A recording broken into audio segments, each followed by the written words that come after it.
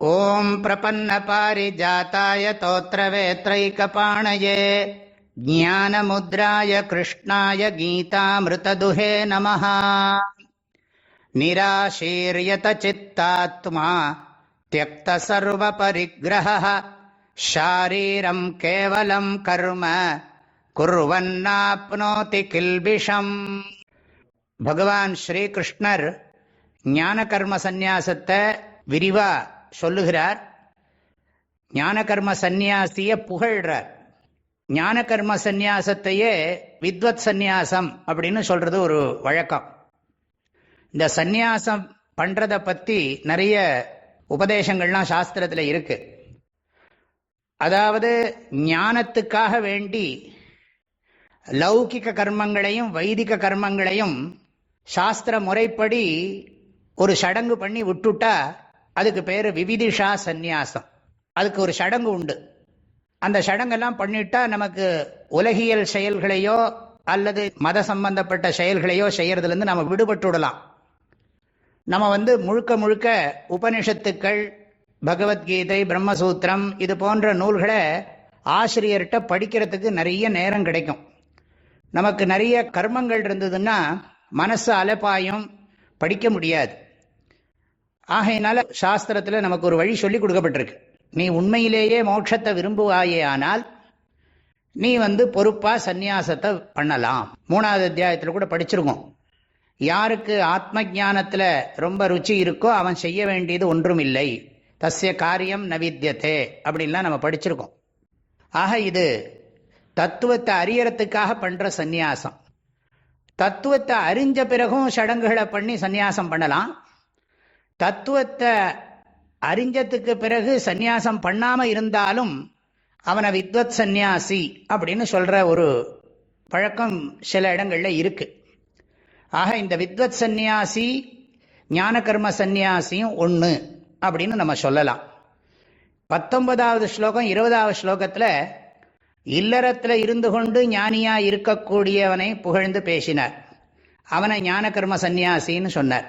ஏன்னா இல்லறத்தில் இருக்கிறவன் கர்மத்தை துறக்க முடியாது. அவன் லௌகிக கர்மங்களையும் செய்ய வேண்டி இருக்கும், வைதிக கர்மங்களும் கட்டாயம் செஞ்சாகணும். துறவர வாழ்க்கையில தான் லௌகிக கர்மம் வைதிக கர்மங்கிறது கிடையாது. ஆகையினால இல்லறத்தில் இருக்கிற ஞான கர்ம சந்நியாசியை பற்றி சொல்றார் 19-20. இப்போ 21-22 துறவு வாழ்க்கையில் இருக்கிற ஞான கர்ம சந்நியாசியை சொல்றார். துறவு வாழ்க்கையில் இருக்கிற ஞான கர்ம சந்நியாசி உடம்ப மாத்திரம் காப்பாற்றி கொண்டு எப்போ பார்த்தாலும் வேதாந்தம் படிக்கிறார், தியானம் பண்றார். இதை தவிர வேற ஒன்றும் செய்யறதில்லை.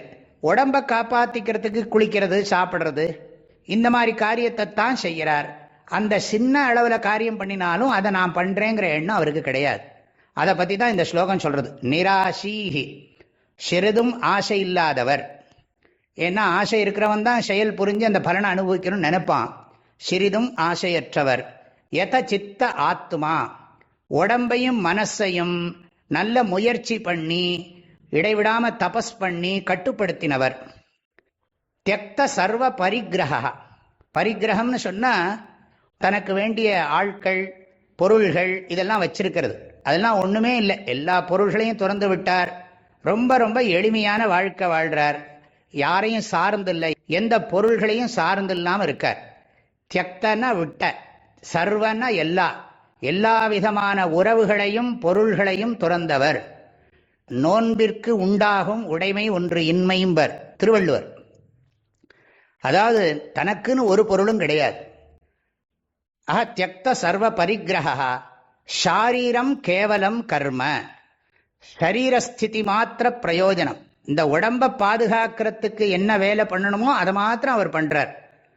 ஆக ஸ்நானம் பண்றது, சாப்பிட்றதை தவிர மற்ற நேரமெல்லாம் வேதாந்தம் படிக்கிறதோ தியானம் பண்றதோ இதை மாத்திரம் பண்றார். கேவலம் கர்ம குர்வன்னு, அதை செய்து கொண்டு கில்பிஷம் ந ஆப்னோதி, எந்த விதமான சம்சாரத்தையும் அவர் அடையிறதில்லை. அதாவது உடல் பற்று, உலகப்பற்று இவைகளால் அவர் பாதிக்கப்படுறதில்லை. கில்பிஷம்னா சம்சாரம், மறுபடியும் மறுபடியும் பிறந்து உழல்றது, அதுல இருந்து அவர் விடுபடுகிறார் அப்படின்னு அர்த்தம். சம்சாரம் ந ஆப்னோதி. சம்சாரம்னா என்ன? சிம்பிளா சொன்னோம்னா எந்த விதமான துன்பமும் அவருக்கு மனசுல இல்லை. துன்பம் இன்பத்தை அவர் கடந்தவராக இருக்கிறார். அவருக்கு துன்பமோ இன்பமோ அவருடைய மனசை பாதிக்கிறது இல்லை அப்படிங்கிறது இதனுடைய பொருள். தொடர்ந்து படிப்போம். பகவான் அனுகிரகம் பண்ணட்டும். நிராசீரியத சித்தாத்மா த்யக்த சர்வ பரிக்ரஹ ஷாரீரம் கேவலம் கர்ம குர்வன்னாப்னோதி கில்பிஷம்.